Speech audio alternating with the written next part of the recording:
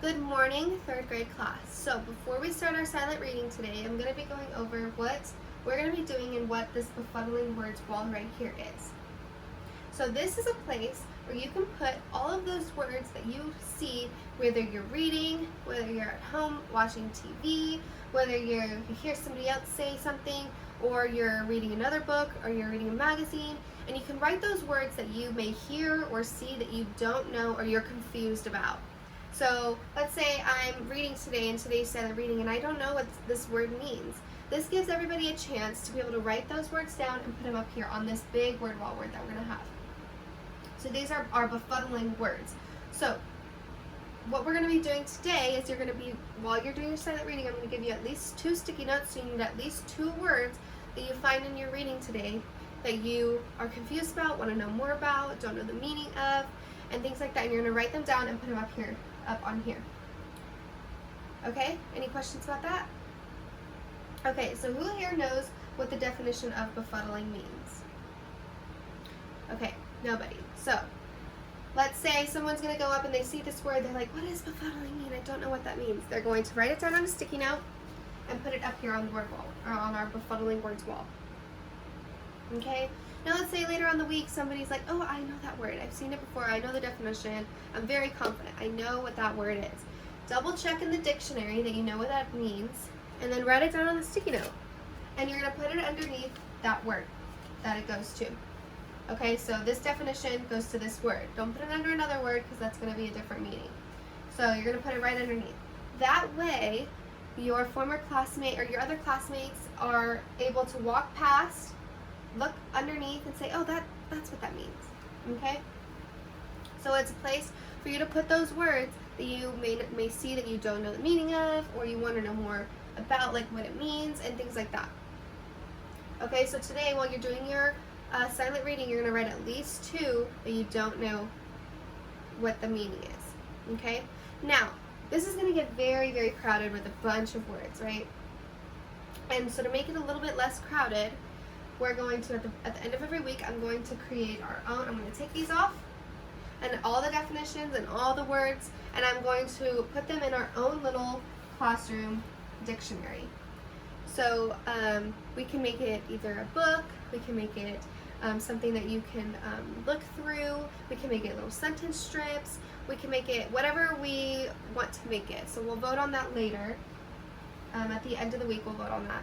And then we'll have our own little classroom dictionary that we have all of our former words from past weeks, or we have words that are brand new words, we have older words, we have newer words that people have put down, that you guys have put down, and their definitions. So it's not just going to have the words, it's going to have their definitions as well.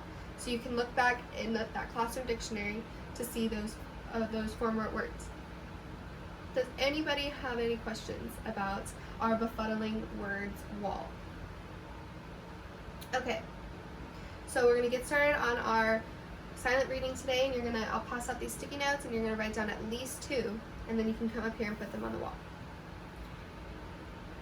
Okay, teachers. So this is really good for both our English learners, our English language learners, and also our other students. This is a way for them to not feel like they're being singled out because they don't know the word's meaning, because every single student is able to put words up here. It is also important because it's anonymous. So you don't want to have their names written on the bottom here. You're gonna have it to where nobody knows who wrote the word, nobody knows who wrote the definition, and that way those students don't feel like there's any pressure to ask what a word means, because that way it's on this wall, nobody knows who put it there, nobody knows who doesn't know that word, and that way those students feel like they're a part of the classroom and they don't feel different.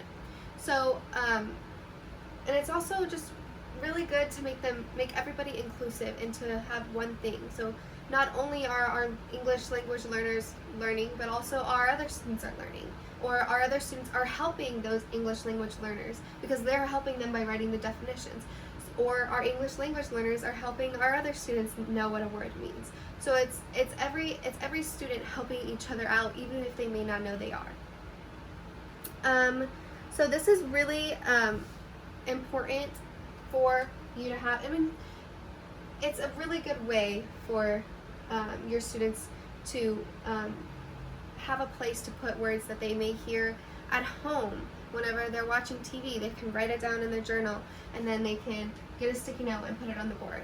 Or if somebody says something at recess, or if somebody says something somewhere else, they can write it down or remember it and put it on a sticky note, put it on the wall. It also gives some students to have the opportunity to say, hey, I know what that word means, write the definition down, and they're like, oh, I feel accomplished, you know? So this is really good for grades, 12 through, first through 12, I mean, first grade, it may look a little bit different than 12th grades may look. So you can make it a word wall, like a physical word wall. So our Befuddling Words, like a physical wall. You can make a digital wall, especially nowadays with virtual, so you can make it digital to where it shows up as anonymous and people can still put their definitions and look at the words. So you can make it however you want and be creative with it. But this is just a really good way for students to not just like think about words that they see in their classrooms, like when they're reading, but they can also think about at home. They're watching TV and a commercial comes up and they don't know what a word means in the commercial. They can write it down or remember it and put it up here. And then you can, at the end of the week when you collect all of these, you can make it however you want. So like for 12th grade, the example that it gave in the book was, it's called Former Culprits, which is really good. I thought maybe for 3rd grade it would be kind of cool to just do a classroom dictionary, but you could do former culprits and they might like that word. Or you can come up with whatever word you want. You can do it like a book, and you can do it like sentence strips. You can do it like however you want to, as long as you have a place maybe hanging up the side or on your digital classroom of all of the words that they've been confused about, and it has all their definitions with them as well, so they can reference back to those words that they may have put, or see other words that other students have put but don't know who put them. So I think this is just a really good way for those English language learners and for the other students to kind of work together and come up with their list of words that they may not know.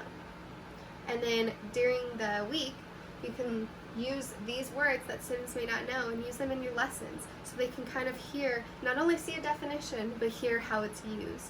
So it's a really good way for you to also incorporate these words in your lessons so that students get more familiar with them.